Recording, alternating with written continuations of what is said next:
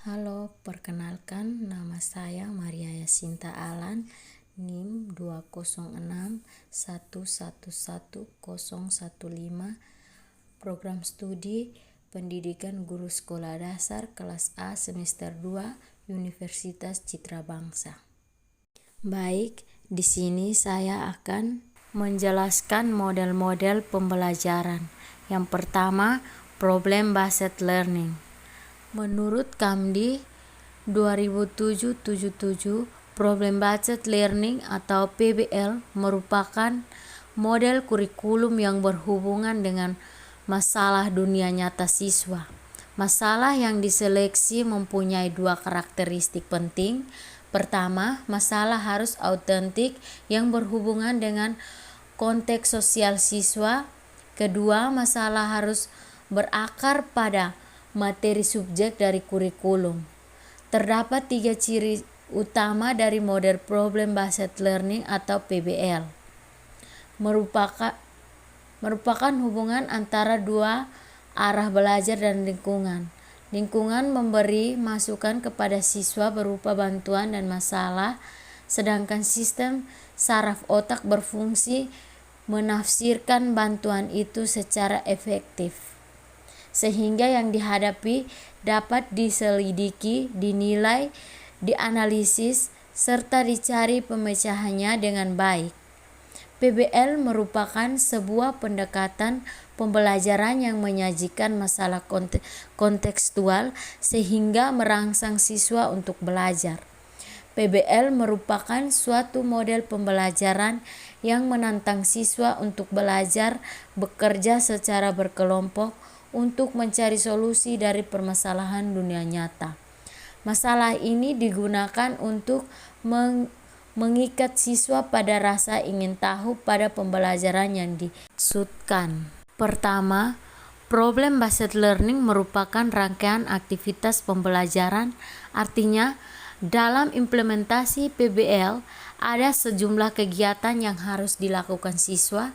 Siswa tidak hanya mendengar, mencatat, kemudian menghafal materi pelajaran, tetapi melalui model Problem Based Learning atau PBL, siswa menjadi aktif berpikir, berkomunikasi, mencari dan mengolah data, dan akhirnya membuat kesimpulan. Kedua, aktivitas pembelajaran diarahkan untuk menyelesaikan masalah.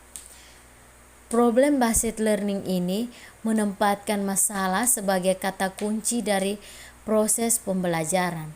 Artinya, tanpa masalah pembelajaran tidak akan mungkin bisa berlangsung.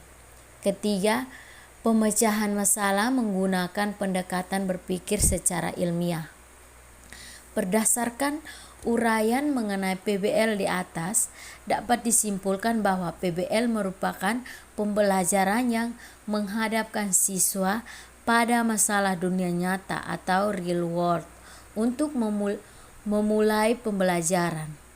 Masalah diberikan kepada siswa sebelum siswa mempelajari konsep atau materi yang berkenaan dengan masalah yang harus dipecahkan. Dengan demikian, untuk memecahkan masalah tersebut, siswa akan mengetahui bahwa mereka membutuhkan pengetahuan baru yang harus dipelajari untuk memecahkan masalah yang dipilihnya. 2. Fase 2, mengorganisasi siswa untuk belajar.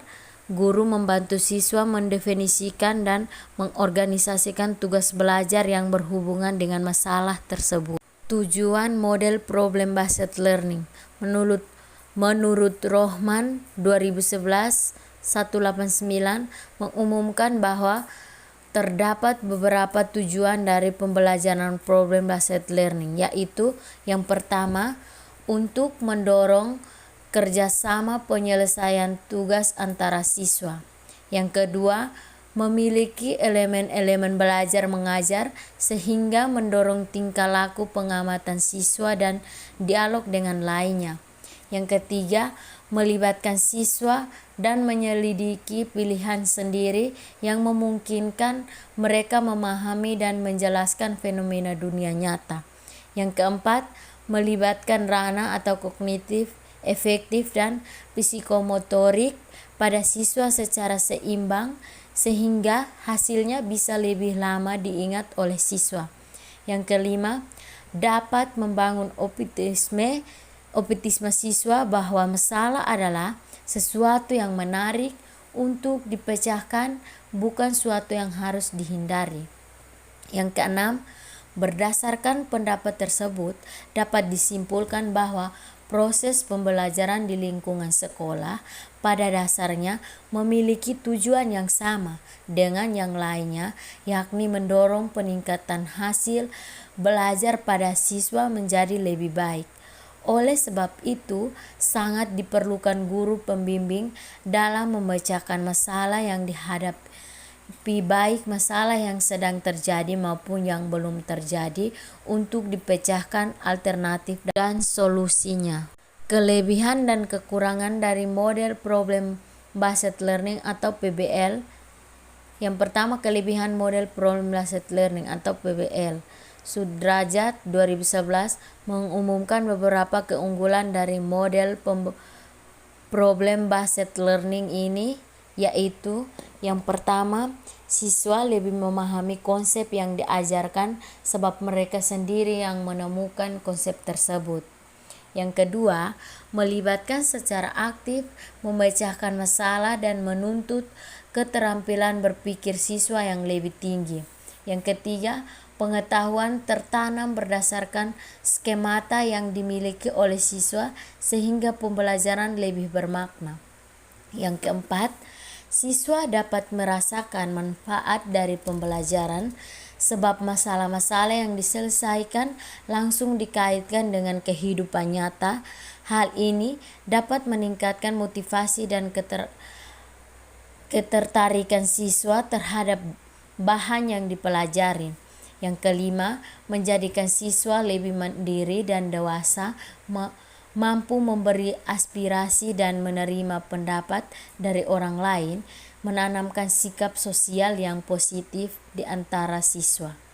Yang keenam, pengkondisian siswa dalam belajar kelompok yang saling berinteraksi terhadap pembelajaran dan teman-temannya sehingga pencapaian ketuntasan siswa dapat diharapkan. Selain itu, Problem Based Learning atau PBL diyakini pula dapat menumbuh kembangkan kemampuan kreativitas siswa baik secara individual maupun secara kelompok. Kekurangan model Problem Based Learning atau PBL.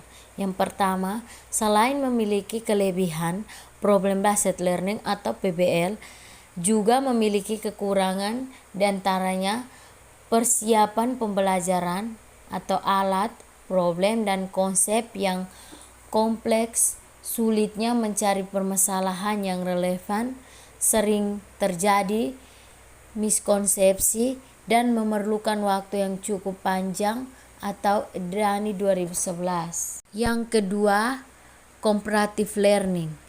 Pembelajaran komparatif adalah pendekatan pendidikan yang bertujuan untuk mengatur kegiatan kelas menjadi pengalaman belajar akademik dan sosial. Ada lebih banyak pembelajaran kooperatif daripada hanya mengatur siswa ke dalam kelompok dan telah digambarkan sebagai penataan saling ketergantungan positif. Siswa harus bekerja dalam kelompok untuk menyelesaikan tugas secara kolektif menuju tujuan akademik. Tidak seperti pembelajaran individual yang dapat bersifat kompetitif, siswa yang belajar secara kompetitif dapat saling memanfaatkan sumber daya dan keterampilan atau saling meminta informasi, mengevaluasi ide satu sama lain, memantau pekerjaan satu sama lain, dan lain-lain. Selanjutnya, peran guru berubah dari memberikan informasi menjadi memfasilitasi belajar siswa. Semua orang berhasil ketika kelompok berhasil. Ross dan Smith 1995 menggambarkan tugas pembelajaran kooperatif yang sukses sebagai tugas intelektual yang menuntut kreatif, berbuka, dan melibatkan tugas berpikir tingkat tinggi. Pembelajaran kooperatif juga telah dikaitkan dengan peningkatan tingkat kepuasan siswa. 5 elemen penting diidentifikasi untuk keberhasilan penggabungan pembelajaran kooperatif di kelas. Yang pertama, saling ketergantungan positif. Yang kedua, pertanggungjawaban individu dan kelompok. Yang ketiga, interaksi promotif atau tatap muka. Yang keempat, mengajar siswa keterampilan interpersonal dan kelompok kecil yang diperlukan. Dan yang kelima,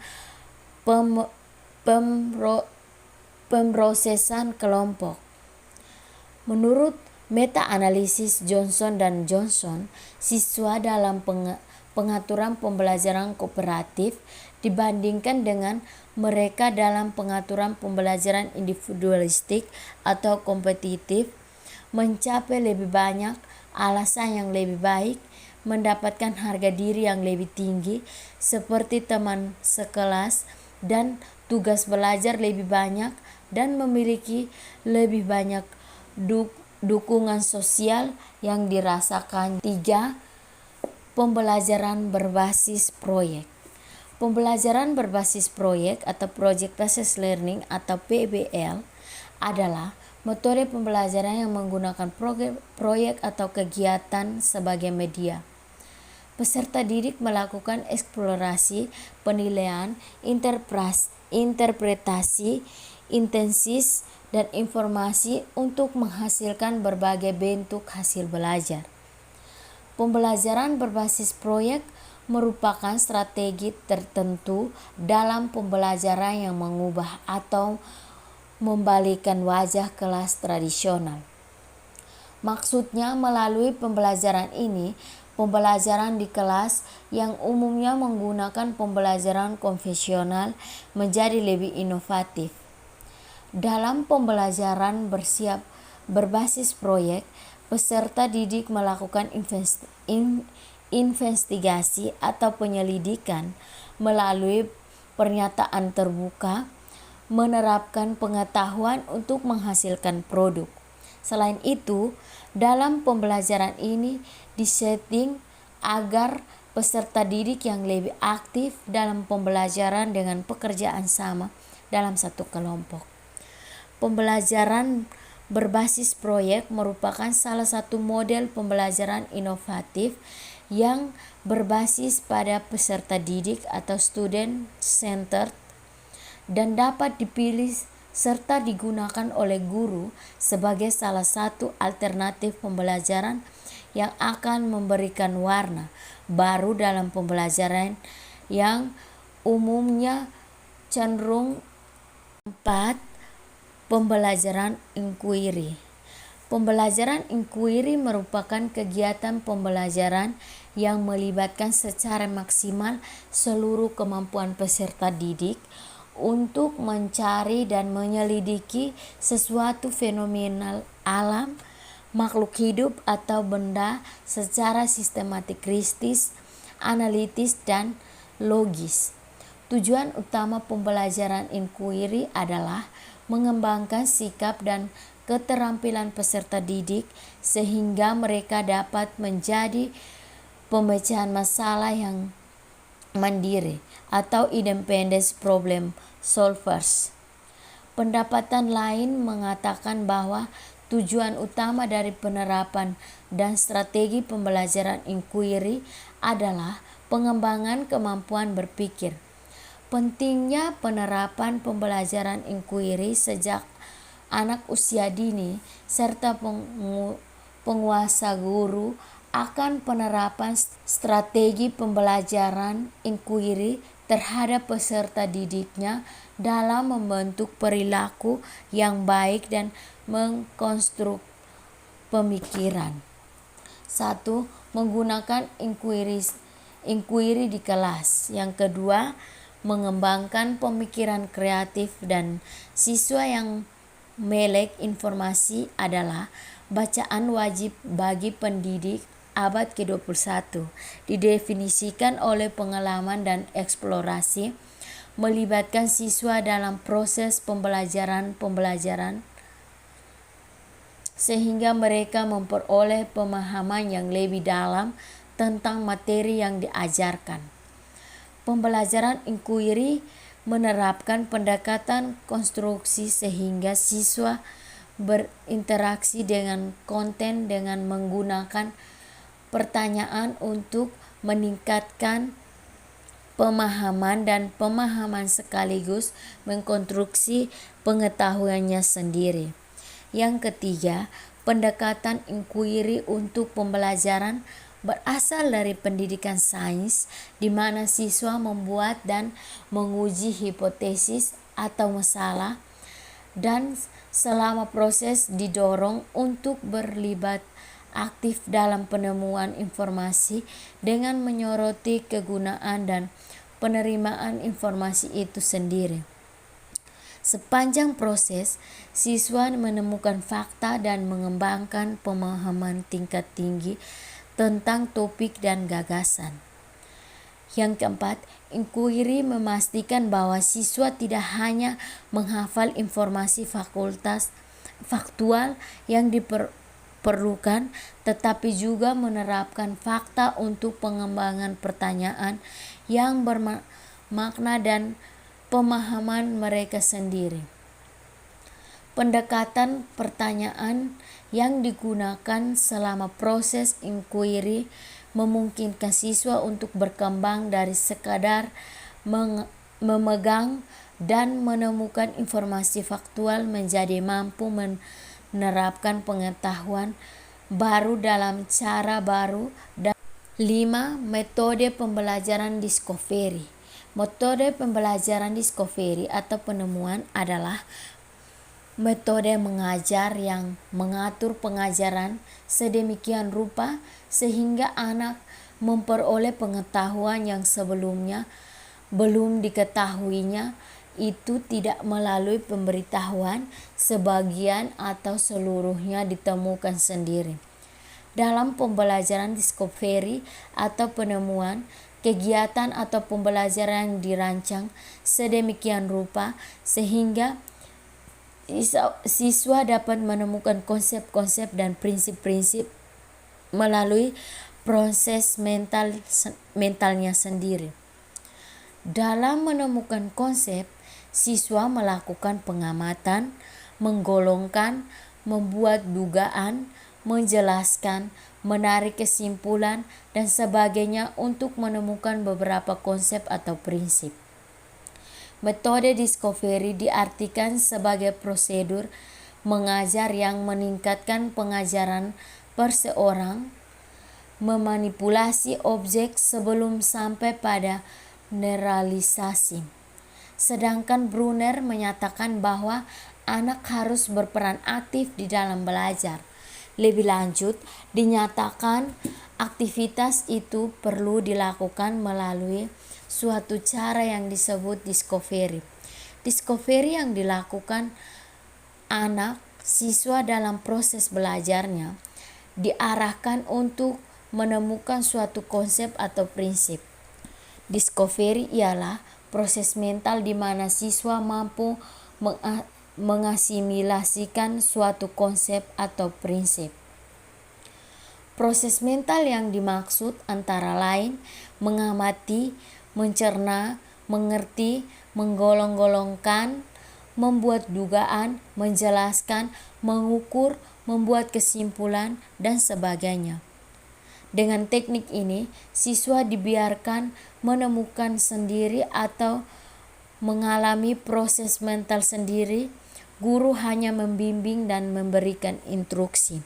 Dengan demikian, pembelajaran discovery ialah suatu pembelajaran yang melibatkan siswa dalam proses kegiatan mental melalui tukar pendapat dengan berdiskusi, membaca sendiri dan mencoba sendiri agar anak dapat belajar sendiri. 3 ciri utama belajar menemukannya yaitu: yang pertama, mengeksplorasi dan memecahkan masalah untuk menciptakan, menggabungkan dan menganalisis pengetahuan.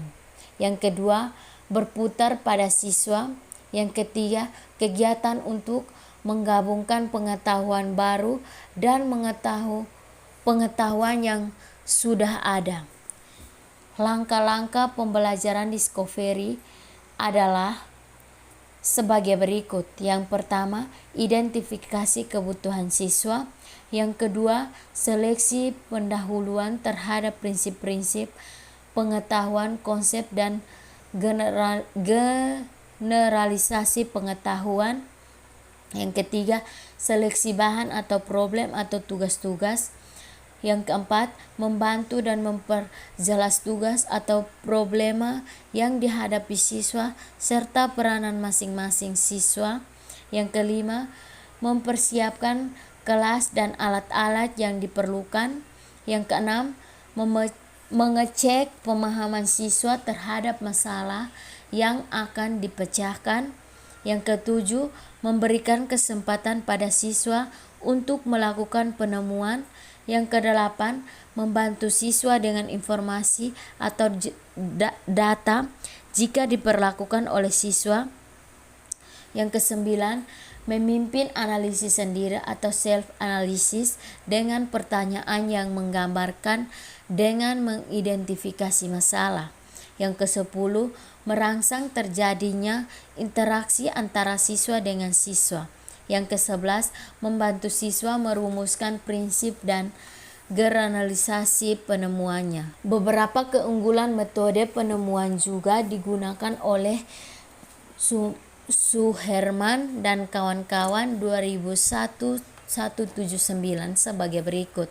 Yang pertama, siswa aktif dalam kegiatan belajar sebagai ia berpikir dan menggunakan kemampuan untuk menemukan hasil akhir. Yang kedua, siswa memahami benar bahan pelajaran sebab mengalami sendiri proses menemukannya. Sesuatu yang diperoleh dengan cara ini lebih lama diingat. Yang ketiga, menemukan sendiri menimbulkan rasa puas. Kepuasan batin ini mendorong ingin melakukan penemuan lagi sehingga minat belajarnya meningkat. Yang keempat, siswa yang memperoleh pengetahuan dengan metode penemuan akan lebih mampu mentransfer pengetahuannya ke berbagai konteks. Yang kelima, metode ini melibatkan siswa untuk lebih banyak belajar sendiri. Yang keenam, selain memiliki beberapa keuntungan, metode Discovery atau penemuan juga memiliki beberapa kelemahan. Di antaranya membutuhkan waktu belajar yang lebih lama dibandingkan dengan belajar menerima. Untuk mengurangi kelemahan tersebut, maka diperlukan bantuannya guru. Bantuan guru dapat dimulai dengan mengajukan beberapa pertanyaan dan dengan memberikan informasi secara singkat. Pertanyaan dan informasi tersebut dapat dimuat dalam lembar kerja siswa atau LKS yang telah dipersiapkan oleh guru sebelum pembelajaran dimulai. Sekian dan terima kasih.